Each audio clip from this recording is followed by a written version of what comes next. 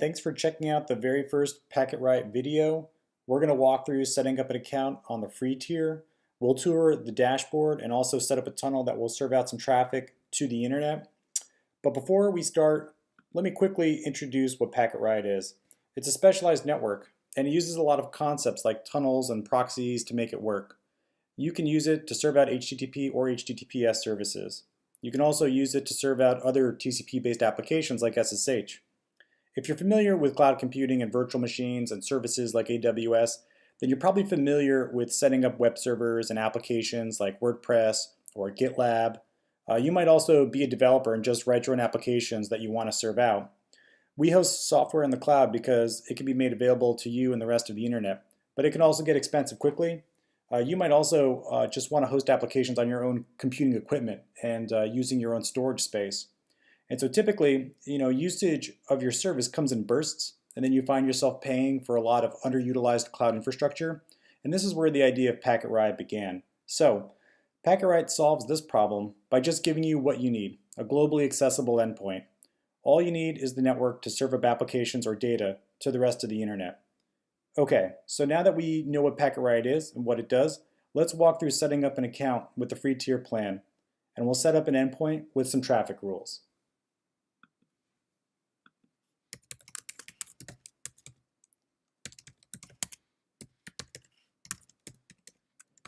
So I'm going to log into my account and choose the free tier plan. And you'll see this is our dashboard. And it's empty right now. When we create our first tunnel, it'll show up here. We'll find some basic information on tunnels that we're running, like bandwidth consumed, uptime, the IP address of the host that the client is running on. It's important to note that metrics on Packetriot are updated every few minutes, not in real time. So give things a minute or two to see new metrics on your dashboard. The status page provides a list of active tunnels with some useful detailed information. Until we create some tunnels, this is also going to be empty as well, but the page refreshes. I normally keep this open a lot. The domains page will show any custom domains that we verified. So if you want to use custom domains with Packetriot, you need to verify ownership. We're going to walk through these pages in more details in future videos. All right, let's download the Packetriot client and get started. I'm on a Mac, so I'm going to download this client. But you'll see that we have clients for Windows, Mac, and a variety of Linux architectures.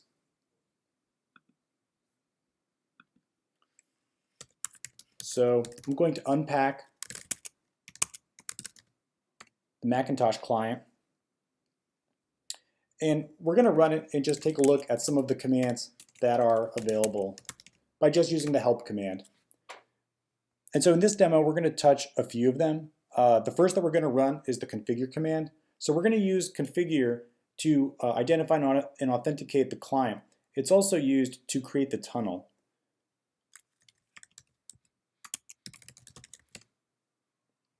So it's prompting me for which directory that I want my configuration to be stored in. These are the two defaults. So I'm going to choose my home directory. The URL that's presented to us needs to be visited. If we're already logged in, that makes it easy. But if we're not, we're going to have to log in again. We just want to make sure that you are really you. And then you have to identify yourself.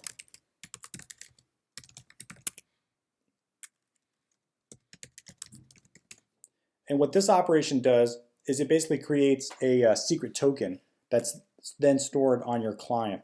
And then we use that to connect and authenticate to the network. So I'll just refresh my dashboard here. And you'll see that I have a new tunnel that's unnamed. And I've also been assigned a host name, redfrost11372.packetriot.net. We'll get to what those host names are and how we can use them later in the demo.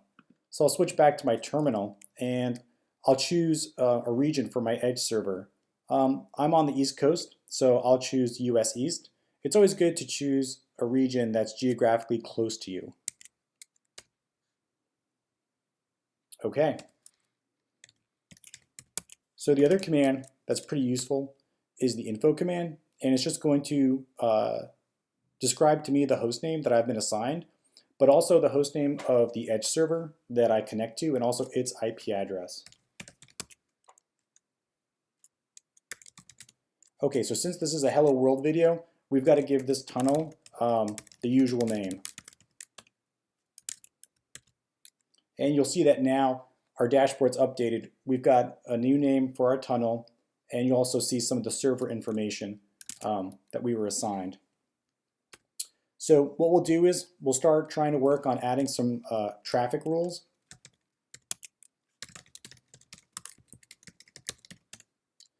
And we'll use the route HTTP add subcommand, and -- help reveals several flags. So since this is a free tier plan, only HTTP traffic is supported. So we could forward HTTP traffic to a service that's running either locally on your computer or somewhere in your private network. But we could also serve out a local directory on our file system for static websites.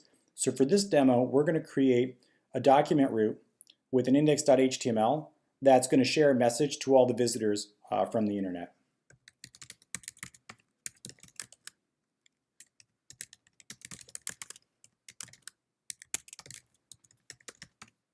Okay, so that's our document route. Now let's create some traffic rules. And what I'm going to do is I'm going to use info to print out the hostname that I was assigned. And we'll use the hostname that we were assigned to route traffic.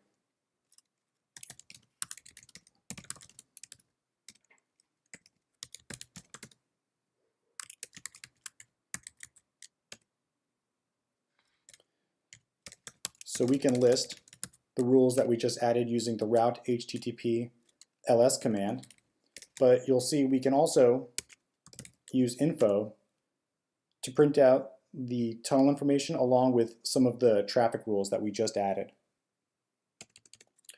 So Packetriot assigns a hostname to all tunnels.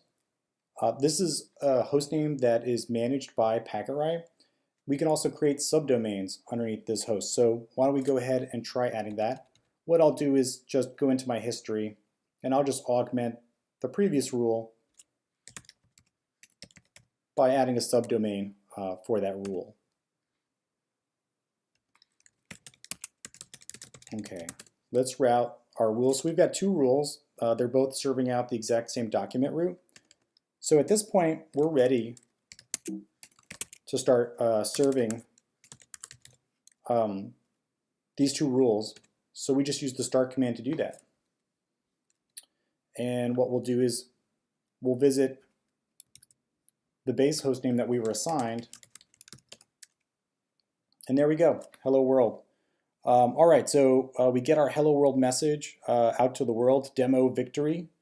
Let's go ahead and visit the other subdomain. And you'll see that over here, we're also getting the same message. So I guess let me take a moment to describe how this is all working. So Packetriot assigned this hostname to our tunnel, and it takes control of the DNS records related to it. Our request from Firefox is actually going to the edge server that we were assigned to earlier. The edge server is routing this request to our client, and then our client is serving out the HTTP request using that directory that's filled with static content. And so I just want to thank you all for checking out our first video. This is a very simple demonstration of what Packetriot is and what's possible with it. Let us know in the comments if you like this video. With the other plans, you can create endpoints for HTTPS and TCP. TLS connections in Packetriot are end-to-end encrypted. So that means that requests and responses are encrypted when they pass through Packetriot's edge servers. And Let's Encrypt works just fine with Packetriot. We'll be creating some more videos to show you how to set up HTTPS. We're planning on creating videos to demonstrate setting up popular services like Katia, WordPress, GitLab, Nextcloud, and many others. So if there are some applications that you'd like a video for, please let us know in the comments. Thanks for watching, and see you in the next one.